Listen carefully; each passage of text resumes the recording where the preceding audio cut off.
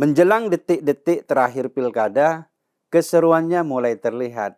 Calon-calon yang awalnya tidak diunggulkan, ternyata malah memiliki peluang yang besar. Sebaliknya, calon yang awalnya punya modal kuat, malah perlahan terkejar. Dalam situasi itu, FPI masuk ke dalam pusaran. Sebenarnya, sebagai ormas, FPI memang berhak memberikan dukungan pada paslon manapun. Namanya ya juga demokrasi. Tapi sikap FPI yang pelin-pelan dan suka menjual nama umat Islam sungguh memalukan. Sebelumnya, hanya FPI yang menyatakan akan mendukung salah satu paslon di Jakarta. Tapi kemudian Rizik yang berada di Madinah sana mengeluarkan maklumat panjang. Rizik berlagak seolah-olah dia adalah tokoh pejuang yang sedang berada di pengasingan. Padahal keberadaan dia di sana hanya untuk jalan-jalan dan liburan. Dalam maklumat itu, selain mengklaim bahwa dia mewakili umat Islam, Rizik juga memberikan pernyataan terkait sikap politiknya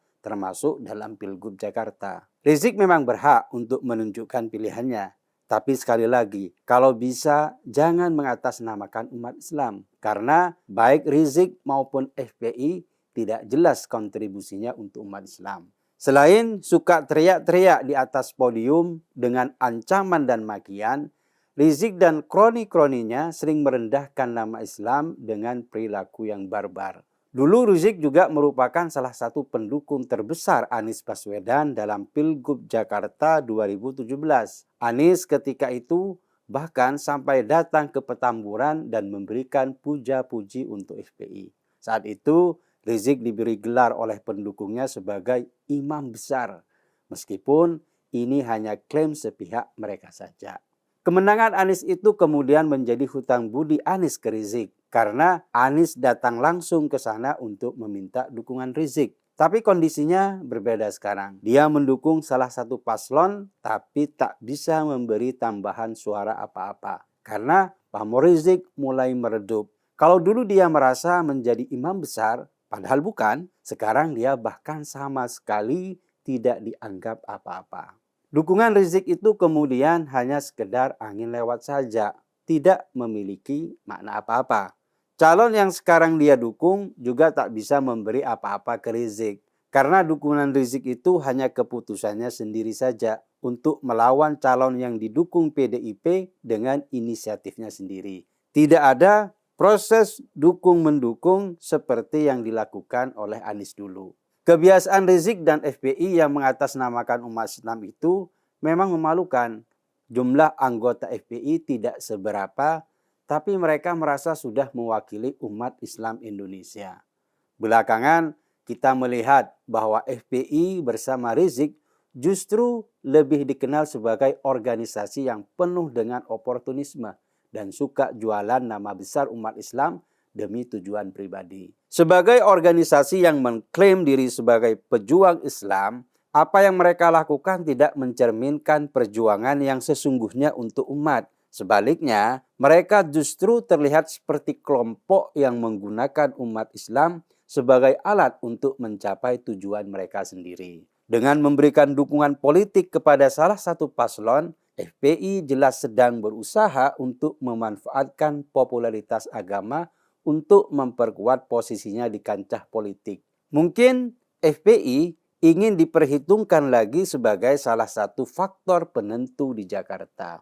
Rizik yang kerap memposisikan dirinya sebagai pemimpin umat Islam sebenarnya bukanlah siapa-siapa dalam konteks pergerakan sosial Islam. Klaim dirinya sebagai pemimpin umat Islam seolah-olah menempatkannya dalam posisi yang tak tergantikan. Padahal kenyataannya sangat jauh dari itu.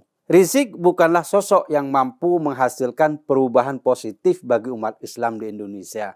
Tidak ada kontribusi signifikan yang dia buat dalam hal pendidikan, kesejahteraan sosial, atau peningkatan kualitas hidup umat. Bahkan lebih banyak kontroversi dan perpecahan yang ia timbulkan. Umat Islam tidak mendapatkan poin positif apa-apa karena kalaupun berceramah, isi ceramahnya hanya berisi hujatan dan narasi kemarahan. Sebagai residivis yang berulang kali terlibat dalam masalah hukum, Rizik tidak pantas dijadikan teladan.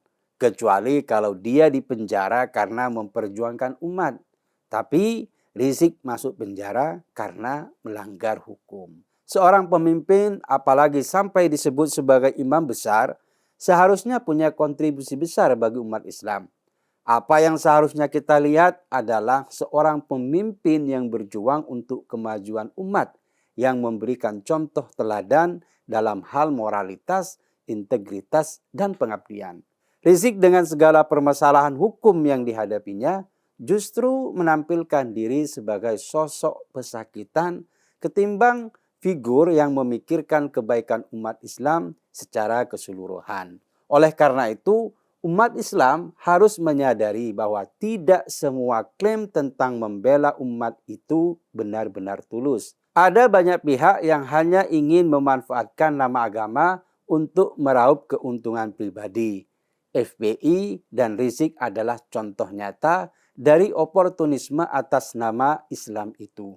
Mereka mungkin merasa bahwa mereka mewakili umat, namun pada kenyataannya mereka hanya mengedepankan kepentingan mereka sendiri. Inilah yang harus kita lawan, budaya oportunisme yang menggunakan agama untuk mencapai tujuan pribadi. Mereka mengatasnamakan umat Islam, padahal hanya untuk mendapatkan keuntungan politik semata.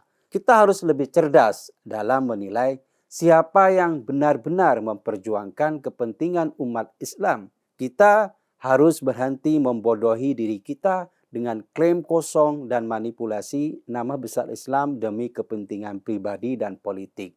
FPI bukan representasi sejati umat Islam. Begitu juga dengan Rizik Syihab. Klaim sepihak itu karena dia terjebak dalam halusinasi saja, merasa dirinya sebagai tokoh besar, dan mirisnya ketika sekarang pamor Rizik semakin tenggelam, dia masih terjebak dalam halusinasi itu. Umat Islam harus sadar dan cerdas, jangan mau dimanfaatkan oleh sekelompok orang oportunis. Islam itu bukanlah alat untuk mencari kekuasaan atau kedudukan, tapi ia adalah agama yang mengajarkan kebaikan, keadilan, dan kedamaian. Oleh sebab itu, sungguh memalukan orang-orang yang menjadikan Islam sebagai komoditas yang bisa mereka perjualbelikan seenaknya.